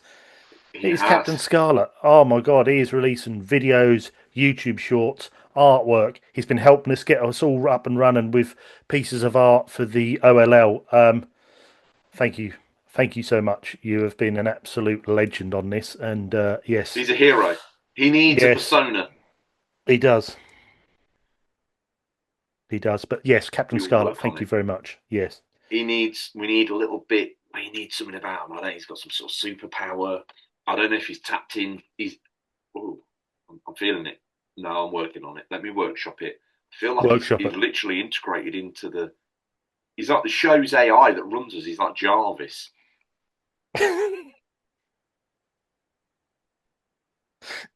The show's AI. But he's a real bloke. Yeah. Because we can't afford AI. It's real AI. I've got an idea. Crack on, do an image. Can you do an image for me? Hey, you ask AI to do it, and you come back with 6 cents and 3 nipples. Yeah. Captain Scarlet does it. I look like the Ultimate Warrior. Hey, no, mate. Your face sold 1 million tickets this week on YouTube. I don't know if that was my face. I think we just hit an algorithm. I think we'd have probably done 2 million if I'd have took my face off it. No, mate. No, it's your face on there this week anyway. That boiled potato was me. Yeah. Oh, God. That stubbly potato was you. For mash shit get Shemu. That's what I thought when I saw it. Right. Right. Who we got next? Up next, another very skilled member of the community, Retro Ed. He's another content creation machine. Literally created. I mean, all these people are content creators actually for us, aren't they? Very much so. But Retro Ed, his most recent video was absolutely belting, so thank you to him. AKA, as he's now known by his street tag, Retroid. after Seb renamed him Retroid. Um, and I think it's stuck, actually, Retrohead, so I'm a little bit sorry for that, Retroid, but yeah. Rename yourself, rename everything, your YouTube, the whole bag. You're Retroid. You're Retroid. Next up, we have the One Man George fan club, the awesome Carlos. Yes. And I will just say, Carlos is trying to sort trains and that out. This on the Discord this week, and I'm going to be serious for a minute now. This on the Discord this week really made me so happy and makes it all worthwhile because I was just sitting in the background while people are chatting and sorting out their commute to OLL to come and see us. Is this for real? Yeah, and there's problem with because unfortunately it's the East Anglia Derby on the day and then not putting trains on from Ipswich, so Carlos is a bit stuck for trains. And then Fern returns. He's like, "Well, I'm coming down from York. If you get to another station, I'll pick you up and we'll go to the show." And I was just sitting there thinking, "Oh man, this makes it so worthwhile." Thanks everyone. A lot of you live a long way away. I didn't know any of this. I didn't expect anyone to come. No, I really appreciate this, and it does make all this work worthwhile. Just seeing people planning their routes and love the show, and they all made new friends, and they all come and brilliant. Love it. Keep it happening because it is brilliant. Absolutely brilliant. Oh, yeah. GT, it's happening, isn't it? It's happening. Yeah, it's been a tough week for me this week. Very tough week, but that made me go, do you know what? I love you guys. You're brilliant. You're absolutely brilliant. I banged the war drum earlier, and actually we're much more humble than that. But I was just trying to get everyone a bit revved up. But actually, we're just two blokes looking at each other. Yeah. With zero lovingly. Spend far too much time online each week staring at each other. Might as well just ring each other up on the phone and save the humiliation, really, didn't we? But, it is what it is. Brilliant. But yes, thank you, Carlos. I hope we get the travel sorted out. But yeah, be great to meet you, my friend. Up next is a man that we famously say, and I do think we need a T-shirt, he's going to take you from tramp to Trump in seconds, right? You're down on your luck, you're not quite sure what to do, and you're thinking about investing. Make sure you pop by Firm Returns. Not only is he a wonderful man, but he is numerically superior in every single way to any other advice you will ever receive. Mm-hmm. Yep, absolutely perfect. Next up, we have Trestles in New York. Wow. I'm sort of hoping that they might have been doing a wing shop at the OLL, but it's a bit too far for them to come. But yes, Trestles in New York, thank you very much. Oh, mate. Sponsored by Trestles on a board, sponsored by Silverhook, baby. Jeez. That's what we need on OLL. Other contact cleaners are available. No, absolutely not. And may I add, I've also got in from Essential Electrical. We've got the air cleaner. I know other people go chasing codes and free consoles, but I'm big into the console cleaning scene. Jeez. I don't know where this was made. Someone just blew air into a tin, didn't they? Probably off the back of a dock in Portsmouth somewhere. Who's next, RGT? I don't know. It's your turn. Oh, is it? Of course it is. In that case, if Trestles have sounded the chicken bell, it's up for me to say thank you to the legend. Absolute legend. Woven into the DNA of the show. It's Roast Space Monk. Thank you, sir. Oh, yes. Absolutely brilliant. Thank you, Roast Space Monk. Next up, we have the wonderful Bada Binkster, who has been in the background of the show for years now. He always crops up with bits of artwork or helps here and does bits and pieces there. Absolute legend. I will be talking to you. I'll be DM you this week about a Binkster on OLL, so we'll have a chat about that. Same with Boba, same with DM, but I still haven't heard myself yet. Hopefully, as of this show going out, as of recording, I haven't heard. When this show launches, hopefully I will know what we've got going forward for OLL, but I will be letting you guys know, all right, and Captain as well. So keep an eye out for that. But yes, as always, Bada Binkster, thank you very much for your loyal support and help. Worst case scenario, we will fix that. Yes, we will. I've mentioned that. So forget whatever mate he's on with. Yeah. This is locked down. This is done. Yeah. So if that's what I think, that's already sorted. Yes. So, but I will send Mumsy with the Ponsonbury card. Yeah, Is that good what idea. would that lock that down immediately? Yeah, we'll sort it either way. I think we'll be all right, but obviously it's Absolutely getting a no bit doubt nearer the about it. time, so we will sort it. Don't So you worry about that. Okay. So it's a shame you get bad Binksy because it means I don't get to speak Italian to him. you can give a little send off to him. Tante bella cosa. Oh, I love that. Gives me a little fizzy feeling there. You don't know what it is. I know, but it's just the accent. Do you know what I mean? There's just certain accents you would go, oh yeah. Mm. I mean, to an Italian man, I probably sound like a sort of half Geordie, half Welsh cross, and it's like, what the? Who the hell is this What idiot? did you just say? Tante America. Oh, God. Right, Yeah. okay. Okay, mate. Well, Yep. up next, a very fine gentleman, a man of exquisite tastes, a man that is impeccable about every choice he's ever made in his Mm. life. It's Tingle Tuna. Oh yes. Yes. An absolute connoisseur of the RPG variety. But just everything. Mm. Everything he's ever chosen in his life is the best option. Yeah. Beautiful. Yeah. Brilliant. Next up, we have the wonderful Digital Monkery, the man behind the scenes of such things as Challenge Accepted. Let's get quizzical, quizzical, Quizzical! I wanna get. quizzical. Let's Let get. quizzical. Wanna hear your brain in talk. Your gaming talk. I wanna hear your brain talk. Your gaming talk. You took that somewhere else then. But yes, thanks to Digital Monkery. I don't know if that's much of a thanks for what you just heard, but yes, thank you anyway That for was all the you best do as thanks always. anyone Yeah. ever had. Yeah, absolute legend. So, and he is planning a bit of a surprise for OLL. So, keep your eyes peeled for that when you come in. You get both. Okay, fine. I'm going to get the legend, the slipperiest, boldest board you've ever seen in your life. He just came in here. He's conquered skateboards. He's conquered snowboards.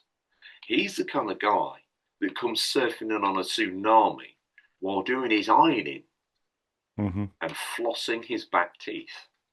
I again wondered where that was going to go. I thought you meant with a towel. No, that would have been great. Yeah. But no, I went down a slightly more surreal route. Yes. Yes. Which is the safe space for me. Yes, thank you, boarder. I saw a video of him skateboarding this week as well. I thought you were going to He's say still got it. On a tsunami. No. I was like, wow, that was on point. No, he was flossing, but he was on a skateboard. Wow, with some dental floss or towel? Oh no, towel. Yeah. Cool. Yeah, I scored a floss 360, so he's mastered it. Yeah. Next up, we have. I'll be getting a message from him about this in a week. Next up, we have the Discord sheriff himself, or one of Discord manager as well. The Discord programmer, would you call him? The guy who just keeps it running, ticking along, make sure the this things is like are a going. flashback intro for me. You just make things up. Yeah, I know. It's Boba. Thank you very much, as always. What's he going these days? What's he going? I mean, that's not Queen's English. You've missed. No, it is in terms of Boba. That's how it would be asked. What's he going? I have no idea what you're asking me. What colour? Oh well. Where do Thanks we go? for making me feel like an idiot when actually it was a reasonable question, was it not? It was, but it's just I tend to speak a bit more Queen's English than what's he going. Well, you might have to add lib a bit more on that. And what's the next sentence to that? Oh, I nearly laughed when I done it then. Going turquoise. Right. So when I said to you, "What's he going?" and you went, "Why would you ask it like that?" and then you go, "He's going turquoise." Turquoise. Turquoise. Turquoise. That's almost. That's what it is now. I'm calling it that for the rest of my life. Jeez. Yeah. That is amazing. Absolutely.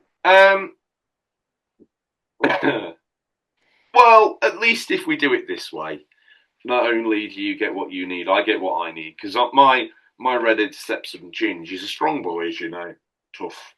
And you know, as I've said before many times, this love for a son that's not mine is incredible. That shows true love. And this week, he's been wanting to just get a little bit more, I think the street kids call it hench. And I was like, is that possible?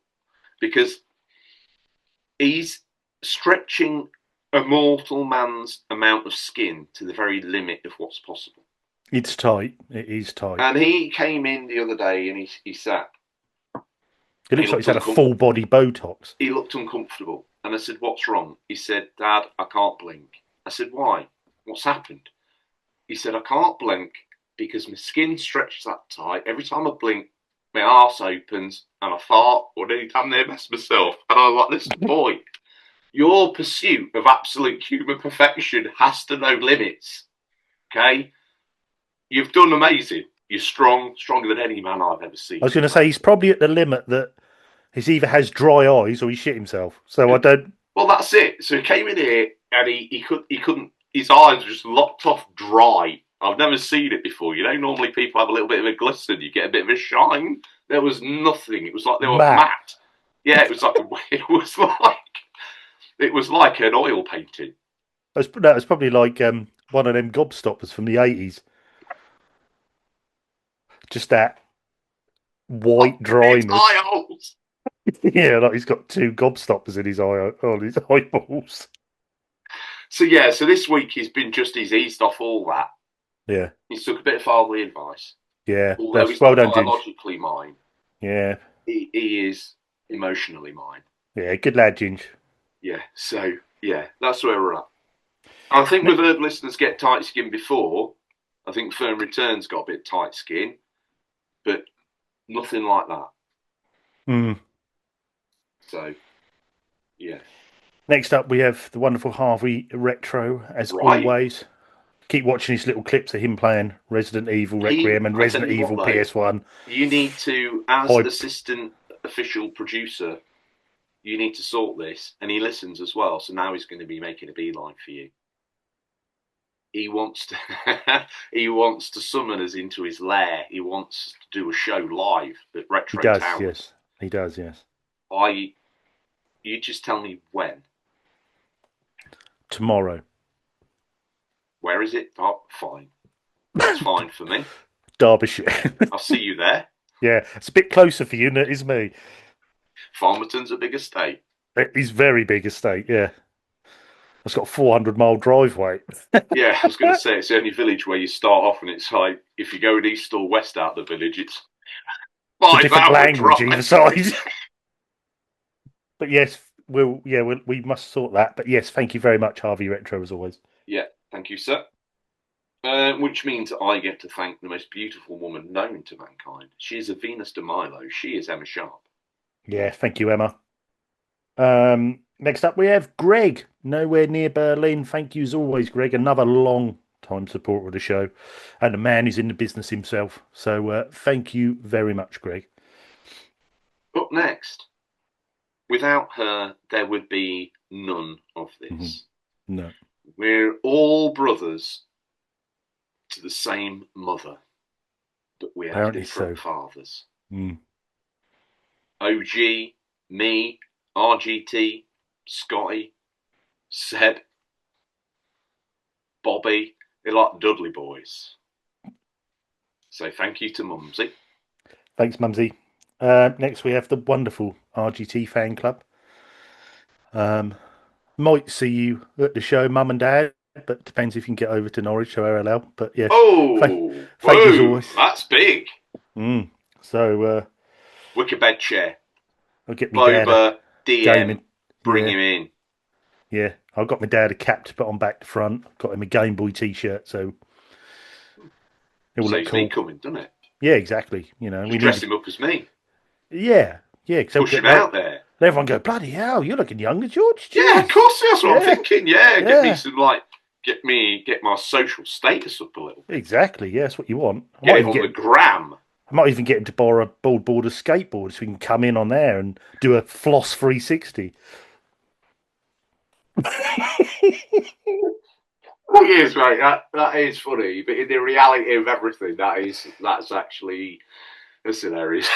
Yeah, that's one of the most wrong things I've ever said. Yeah, so thank you, RGT fan club. We went a bit off piece there, but thank you. Who we got next to George? Do you want me to carry on for you, George? Because you seem a bit broken. Next up, we have the I've got absolutely zero shame. No, it's outrageous. Oh, and I'm the bad guy.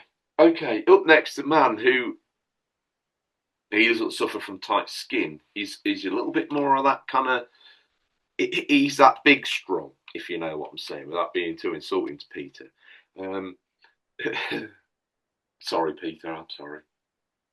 Still thinking of the Floss 360. Listen, Fairground rocked into town Easter weekend at Farmerton out in the village green. One of the Jennies blew out on the kids' Ferris wheel. Pretty big one, to be fair. Do you know what he did? No. He saw all this commotion happening from a distance away. He's got like an 80s racer he's never upgraded from when he was about 16 in 67. Anyway, careering round the corner. Ollie up off the side of the swing. I was a bit like, bloody hell, Pete. Can you ollie a bike? Wow, that's clever. Yeah, he did. Yeah. Oh, wow. Bloody hell. Grid it, which is the plural for grind. He gridded it down the top of the swing. Yeah. Ollied up again off of that. Boom down, and he locked the. This is what was the best bit about it. He locked the back wheel down with such force, but sincerity, that he knocked the motor off, and kind of like the cog got meshed into his back wheel. Anyway, that's accurate. Dropped the front wheel down, turned his baseball cap backwards, so he looked a little bit like one of them Tour de France boys going up the mountain. Yeah. Pulled his glasses down on the edge of his nose. This is a little bit shady. Looked up at the kids and just went, hold on. Then, right, pushed his shades back up on his nose, gripped his lower bars, and I've never seen a man. He just, from his core down, just drove everything into that bike. Just roared into it. Unfortunately, as we know, Pete doesn't know his own strength. And like one of those old orange salad spinners that Mumsy had in the kitchen that was barely ever used, but when you were left to play with it... So you're going to say, like flinging lettuce everywhere, he was flinging kids? Yeah, but because it's not contained, they flew off everywhere. Deb's Babs had one land on her, damn near killed her. Wedged? Yeah. It's the terminal velocity of a kid. You know, it wasn't a big kid, but it was travelling at 125 miles an hour. That gave that kid the mass of about 20 stone. That would, look, Debs has dealt with some big packages in the time, but 20 stone coming with velocity. She was winded. She was walking around. You know what you like when you just ripping her back. She's like, oh, making that god awful noise. Anyway, Pete didn't want none of it. Just still clipped his bike and went home. Well, thanks, Pete. Anyway, and I hope you're feeling better, Debs. Next up, we have the wonderful Billy Marmite, who unfortunately... I used to blame Tom for the law. It wasn't him, was it? No, it weren't. Nowhere near. It's never him. He was never the problem. And yes, hope you feel better too, Billy Marmite, because actually Billy is a bit height challenged, and so he was on that. Oh, God. So the last time they saw him, he went past the conservatory at Farmerton Manor doing about 100 miles an hour. So I hope they found you. Yeah, I hope you're all right, Billy. So let us know. Unless that was you got wedged in Deb's Babs. Oh, Billy killed. That would make sense because it looked slightly larger than an average child. Exactly, and he went in there at a fair ferocity. So, oh wow, mate. You know, I was mucking around earlier, but kept it light, didn't go to detail. Yeah. But you Any went to detail, didn't you? probably better move on to Zangief here, I think, because Things you've had me for during this episode as well, and you've been absolutely. yeah, I mean, you're going to get away with probably one or two of them, but yeah, I've changed. yeah, you're evil, really. This show's ruined me. Must be such a nice boy. I think it's basically just pulled down the veil. Maybe. It'll happen over time. Yeah, yeah. You can't fake it forever, can you? Right. Mm. I'm going to do it, and you have to interpret Right. what it is. And Okay. this week, because we're video, Mm-hmm. I'm going to do the Zangief through the medium of dance. Oh God, help me, Jesus Christ! Do you see what I have to deal with each week? Performative, darling, performative. Do you see what I have to deal with each week? These lot this off air as well.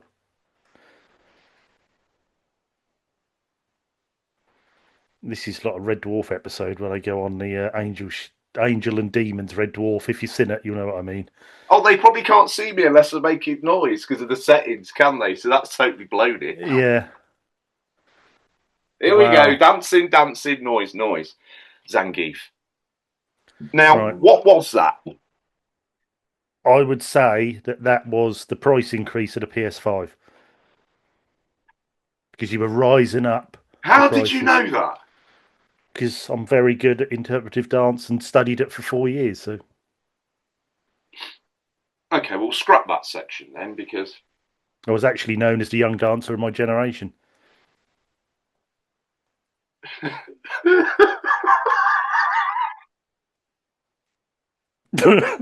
I might have made that bit up a bit. I got a bit carried away. I do we sit apologise. and write all this. You know, this will be something they'll look back on YouTube. They'll be like, this whole thing was scripted. They confessed it in that episode. They did this, did that. They still can't deliver this stuff without laughing at their own content. I know. And the thing is, we're probably the only ones laughing at this. Yeah, but we're happy. Exactly. And people just have us on in the background anyway. Humorous, exactly. Just humorous. So it's just a little bit of noise. Oh, they're happy, we're happy, I'm happy. Exactly. What are you hoping to play? Bit more easy delivery company. Definitely Nutmeg. Try and just get that final little mission I've got to do on Bang Average Football. And also, I forgot to mention earlier, as of recording this, you've probably already known now, but we will be doing a new vote for the Gen 7 game, RGT Battle of the Past. So that will be coming out in the next, well, as of hearing this, it's already happened, but I will be doing that. Give us a teaser of what they are. I don't know yet. Zangief has sent me 2 games, but I can't remember what they are. And I will be picking my 2, and there will be 4 games up for vote. If you want to join in and you're always interested in this, see what game we picked, and then join in for the next one. At a time. So I will be playing on PS3. I would imagine some sort of game that we've voted in over a 24-hour vote. Pretty much mostly those. I think probably go cruise through the old Steam library, see what's on there for me to download. And, mostly those. Yes. What about you? What are you going to be playing? I don't even know at this moment. I haven't quite got sure what's on the plan for me this week, but I'll personally be dipping into some Ken probably tonight. I don't know what it is about it. I just kind of be damned if it's going to beat me in a way. And then I want to have a go on some retro. I know that's like annoying to everybody, but I am. And then I'm trying to think of something else. I've been obviously Voyager's in the back burner at the moment. I think I need to start that again. And that's the thing with some of these roguelikes. If you end up getting yourself in a bit of a corner, you got to restart basically. And I'm at that way with Cairn and Voyager really. It's a bit sort of soul destroying. I think I might need a bit of a palate cleanser, I reckon. Yeah, I think so. I'm actually been kind of thinking about getting back into Farming Simulator on the old PS5. I've really been enjoying playing it on Switch, and it's absolutely garbage on there. So why am I not playing it on PS5? We're strange creatures, us gamers. We are. I think that probably draws this to its logical conclusion, RGT, at this Hmm. point. And that's all we have time for this week, listeners. Always thank you for your time. We'll look forward to the pleasure of speaking to you again next week. Until then, happy gaming. And remember, there's nothing wrong with being given the unofficial controller. It's what you do with it that counts. See you, RGT. Later. See you guys.